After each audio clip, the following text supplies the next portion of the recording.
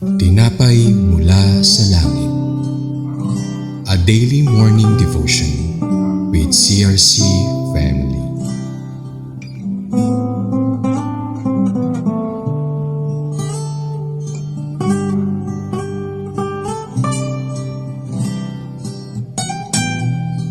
Isang mapagpalang umaga mga kapatid. Ako po si Sister Mavi Cuisong from CRC Chess. Samahan niyo po kami sa ating programang Tinapay Mula sa Langit, pang-araw-araw natin devotion sa salita ng Diyos. Ngunit bago po tayo magpatuloy, tayo dumako sa maikling panalangin. Aming Ama sa Langit, maraming salamat po sa panibagong araw at sa pagkakataong makapakinig ng iyong mga salita. Panginoon, ihanda ninyo ang aming mga puso at isipan upang makinig at matuto mula sa inyong salita. Help us to understand your message and apply it in our daily lives. Gabayan po ninyo kami sa pamamagitan ng inyong banal na espiritu, palakasin ang aming pananampalataya. Nawa ang lahat ng aming gagawin ay magbigay ng karangalan at kaluwalhatian sa inyo. In Jesus' name we pray. Amen. Ngayong umaga ay matutunghayan natin ang Judges chapter 16 verses 10 to 12. Samson lies to Delilah once again. Then Delilah said to Samson, "You have made a fool of me. You lied to me. Come now, tell me how you can be tied." He said, "If anyone ties me securely with new ropes that have never been used, I'll become as weak as any other man." So Delilah took new ropes and tied him with them. Then, with men hidden in the room, she called to him, "Samson, the Philistines are upon you." But he snapped the ropes off his arms as if they were threads. Muling kinausap ni Delilah si Samson at sinabi, "Pinaglalaroan mo lang ako at nagsisinungaling ka sa akin. Sabihin mo na sa akin kung paano ka maaaring gapusin upang hindi ka makatakas." Sumagot si Samson, "Kung tatalian ako gamit ang mga bagong lubid na hindi pa nagagamit, magiging mahina ako tulad ng ibang tao." Kaya kumuha si Delilah ng mga bagong lubid at itinali si Samson. Tulad ng dati, may mga Filisteyong nakatago na naghihintay sa tamang pagkakataon upang hulihin siya. Pagkatapos ay sumigaw si Delilah, "Samson, narito na ang mga Filisteo."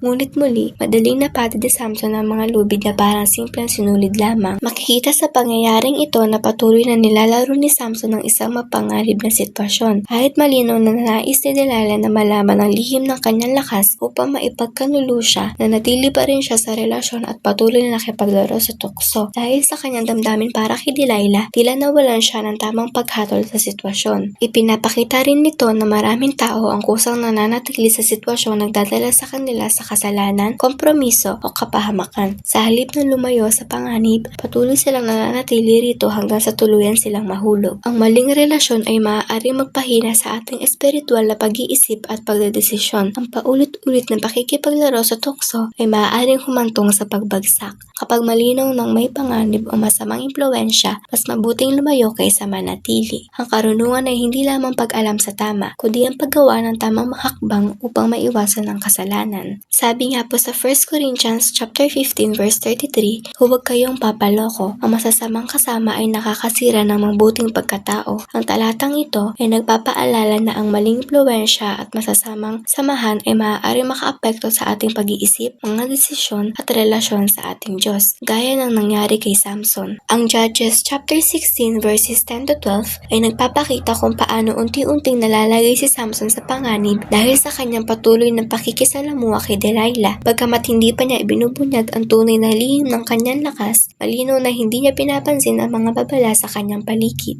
Ang talatang ito ay paalala na ang paulit-ulit na paglapit sa tukso at pananatili sa maling impluwensya ay maaaring magdala sa atin sa espiritual na pagkatalo. Bilang mga mananampalataya, kailangan natin maging matalino at umiwas sa anumang bagay na maaaring maglayo sa atin sa kalooban ng Diyos. Panginoon, thank you for the lessons, encouragement, and reminders that you have given us today. Help us not only to hear your word but also to live it out in our daily lives. Maraming salamat po sa inyong salita na aming napakinggan at napag-aralan ngayong umaga. Isinasamo rin po namin sa inyo ang aming bansang Pilipinas. Pagpalain ninyo ang aming mga pinuno ng karunungan, tapatan at integridad sa kanilang pamumuno. Naway manatili ang inyong biyaya at habag sa aming lupain. Magdala po kayo ng pagkakaisa, kapayapaan at spiritual revival sa aming bansa. And also, Lord, we pray for your protection upon our families, churches, workplaces, and schools. Guide us throughout this day, provide our needs, and help us to be a blessing to others. Thank you for your unfailing love, mercy, and faithfulness. We commit ourselves and our nation mission into your hands. In Jesus' name we pray. Amen.